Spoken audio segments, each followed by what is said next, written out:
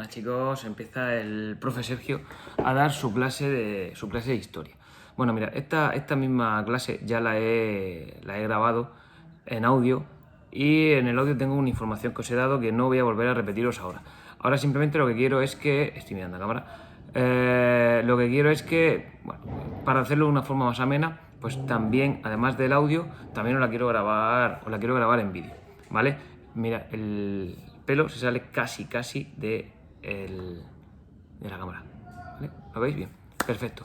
A ver, comenzamos. Mirad, esta clase va a relacionar sobre las consecuencias de la Segunda Guerra Mundial, ¿vale? Ya sabéis que la Segunda Guerra Mundial fue el conflicto bélico más importante que ha ocurrido hasta este momento, y en ese momento supuso una importancia mucho mayor a la que tuvo la Primera Guerra Mundial. Mira, la Primera Guerra Mundial, hasta el momento en el que se produjo la Primera Guerra Mundial, había sido el conflicto bélico más importante de todos, ¿vale? Pero esta guerra lo va a superar con creces, ¿de acuerdo?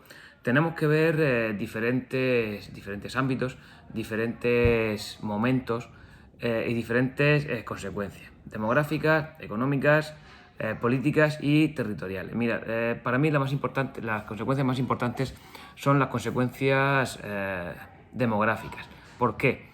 Simplemente con el hecho de deciros que 55 millones de personas murieron, ya con eso ya habla de la magnitud a la que nos estamos enfrentando. Y encima, si eso le añadimos que de esos 55 millones de personas, 30 millones fueron población civil, ya estamos hablando de que las cifras son astronómicas. ¿Por qué hablo de que las cifras son astronómicas? Pues por una sencilla razón.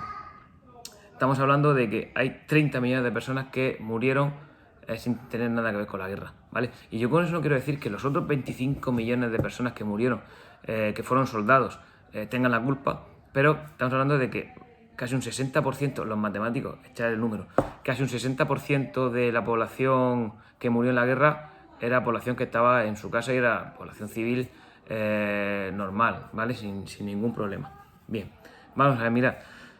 Sigo, estamos hablando de 55 millones de personas que fueron víctimas, sobre todo fueron víctimas del hambre, de los bombardeos, ¿vale? Y la inmensa mayoría fueron causadas tanto en Japón como en los bombardeos que realizaron los ejércitos nazis, ¿de acuerdo? Por otro lado, y además de esta inmensa cantidad de gente que murió, de estos 55 millones de personas que murieron, hay que hacer un destacamento. Hay que destacar que la inmensa mayoría de esos soldados que murieron eran soldados jóvenes y muchos de ellos no eran ni soldados, no eran militares, no habían hecho carrera militar, sino que se dedicaban a otras profesiones.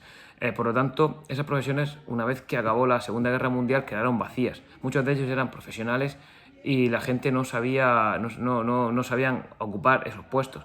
Pero a mí lo que más me interesa ya no es solo eso, sino es una cosa que en geografía se llama una entalladura. ¿Qué es una entalladura? Mirad, en las pirámides de población una entalladura hace referencia a cuando hay un grupo de edad que desciende mucho, ¿vale? Y en este caso el grupo de edad que descendió mucho son los jóvenes adultos.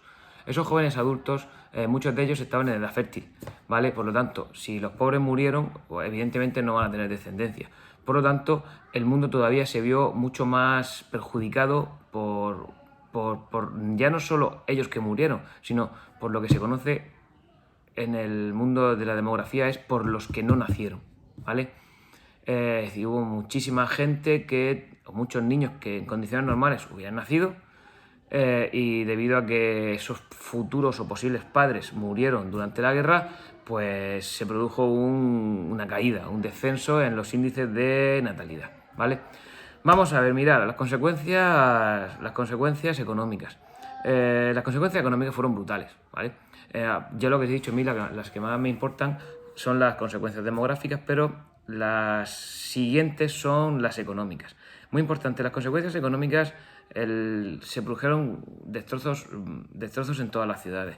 Mirad, sobre todo debido a los bombardeos, los aviones durante la noche bombardeaban las ciudades y realmente Europa, sobre todo Europa y Japón, acabó arrasada, ¿de acuerdo? Acabó arrasada de tal forma que, como estáis viendo, por ejemplo, aquí hay una en el libro, porque tenéis que seguir la clase con el libro. Mirad, el libro tiene, luego intentaré de todas formas si puedo, al editarlo puedo hacer algo. ¿Veis esta imagen? Bien, el libro, esta imagen es una imagen de Dresde. Esta ciudad fue totalmente destruida, como lo estáis viendo, los edificios.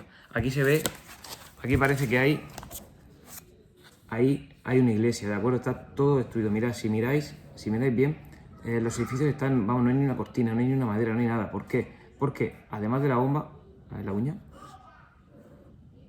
Vale, además de la bomba, lo que también se producía eran incendios posteriores, ¿de acuerdo? Es decir, arrasaba con todo arrasado, ¿de acuerdo? Por lo tanto, las ciudades estaban total y absolutamente destruidas. A eso le añadimos que no hay un duro. Es decir, vosotros imaginaos esta ciudad o la propia ciudad de Berlín, que en la propia ciudad de Berlín, vamos, no quedaba nada, no había ni una barra de bar para que la gente bebiera, no había nada, totalmente destruida Berlín. Imaginaos cuánto cuesta arreglar, cuánto cuesta volver a levantar o a edificar una ciudad entera. Pues yo no he echado números, pero vamos, si alguno tiene ganas que eche números, es increíble el dinero que puede costar hacer eso. Y si a eso todavía le sumamos que no tenían un duro, ¿de dónde lo iban a sacar? Vale, eso lo veremos más adelante, porque sí que salió dinero. El dinero salió del mismo bolsillo de siempre, del bolsillo estadounidense. Estados Unidos lo que hizo fue creó el Plan Marshall. El Plan Marshall era un plan de ayuda. El Plan Marshall era un plan de ayuda. Estaba viendo el pelo así, estaba bien situado en su sitio. Era un plan de ayuda que daban préstamos a los países, a todos los países, vencedores, perdedores, a todos, y luego evidentemente lo tenían que devolver a un alto coste, ¿de acuerdo?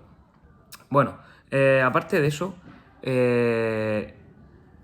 vamos a ver las consecuencias políticas. Mira, las consecuencias políticas, hubo consecuencias políticas tanto para los países que fueron derrotados como para los países vencedores. Pero evidentemente las grandes consecuencias las sufrieron los países derrotados. Mirad, Italia y Alemania les cambió el régimen. Es decir, el régimen político que tenían fue sustituido por un régimen nuevo, una democracia.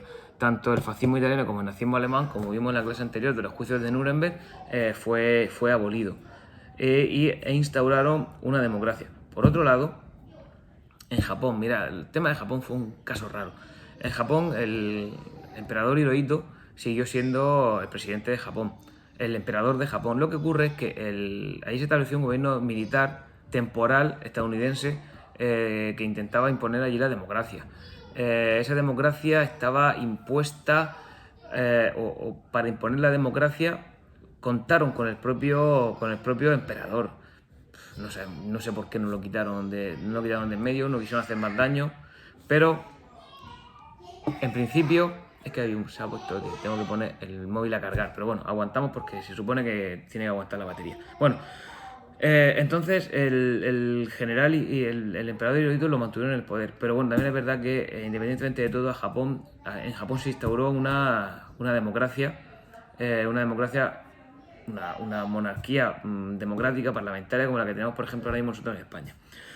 ¿Qué les pasó a las potencias o qué consecuencias políticas tuvieron las potencias vencedoras? Mirad, Francia y Gran Bretaña siguieron con su mismo sistema político, pero una característica importante es que ya no eran las dos superpotencias europeas, ya no eran las dos potencias más fuertes europeas. De hecho, ahora los países europeos no eran los más importantes de todos. Ahora va a haber unos países que van a ser más importantes, que van a ser la Unión Soviética y Estados Unidos. Y todo el mundo va a girar en torno a Estados Unidos y a la Unión Soviética.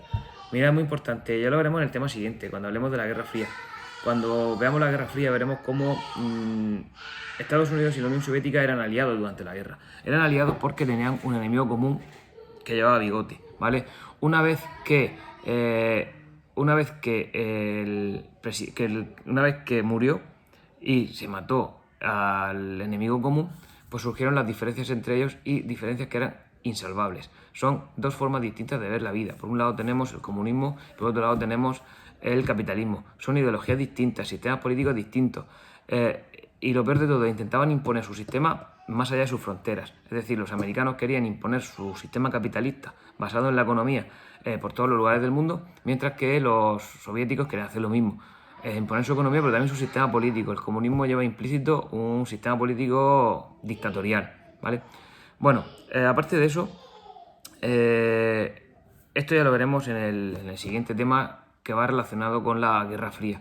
Nunca llegaron a enfrentarse directamente, sobre todo por el miedo que se tenían a un conflicto nuclear. Mirad, ya lo dije en clase, las bombas atómicas que tiró Estados Unidos sobre Hiroshima y Nagasaki no eran necesarias.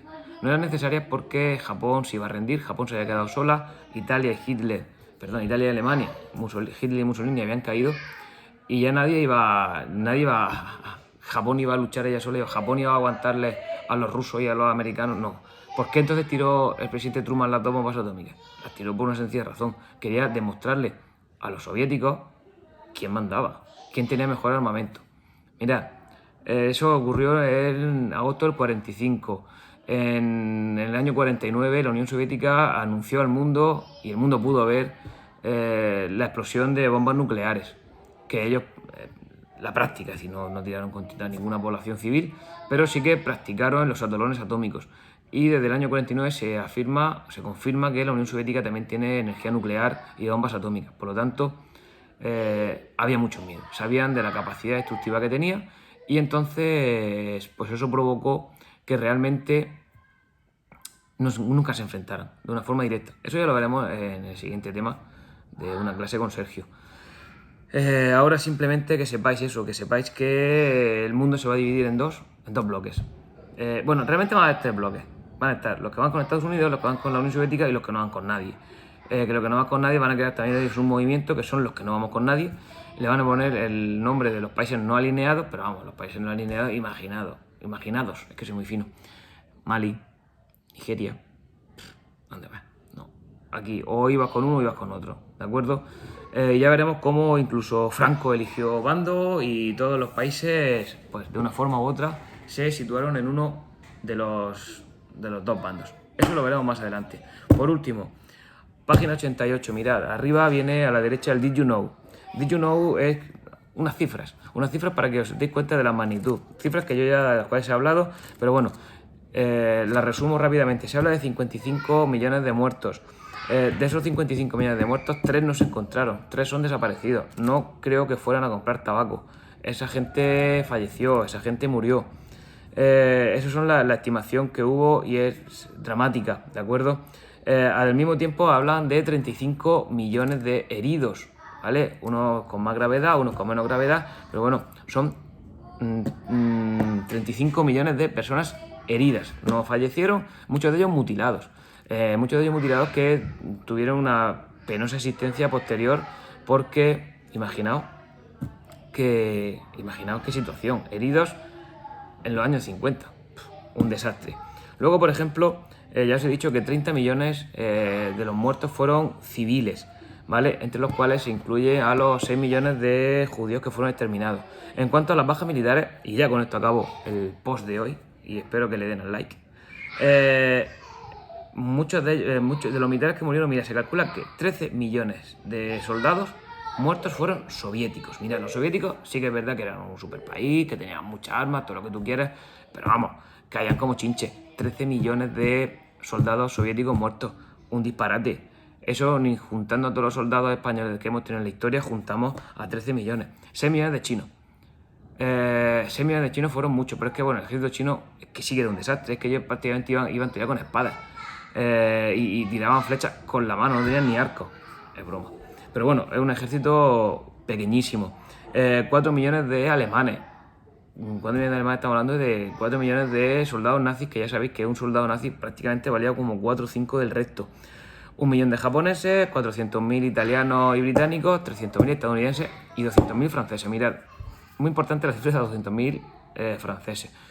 Son muchísimos, ¿de acuerdo? 200.000 personas muertas son muchísimas personas muertas, pero es una cifra muy baja para el resto de muertos o de cifras que hay de muertes que hay en la guerra. ¿Por qué es tan baja? ¿Alguien lo sabe? No, vale, no he oído ninguna respuesta positiva. Porque fueron invadidos, es decir, Hitler tardó 20 días en conquistarlo, poco más. Pero vamos, aproximadamente 3 semanas en conquistar Francia, es decir, no le dio tiempo a matar más gente. Si Francia no hubiera sido conquistada tan rápido, seguro, os lo aseguro, que la cifra de muertes hubiera sido muchísimo mayor. Bueno, mirad, Con esto acaba la clase de hoy. Espero, no sé si os va a gustar más así, os va a gustar más en audio. Voy a intentar de todas formas ahora editarlo un poco, a ver cómo se queda esto, así van a darle esto un poco de juego. Y espero que le den al like, si a usted le gustó, dele al like. La próxima clase voy a salir más peinado. Chicos, un abrazo, cuidaros. Esto lo superamos, ¿eh? Todos juntos. Muy importante, no salgáis de casa, no salgáis de casa, ¿de acuerdo? Importante para ti, para todos, ¿de acuerdo, chicos? Os quiero. Un beso.